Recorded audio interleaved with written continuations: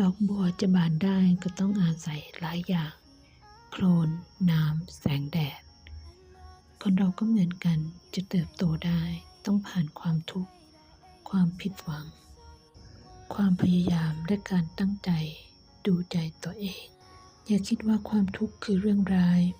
เพราะมันคือโคลนที่ทำให้เรามีรากที่แข็งแรง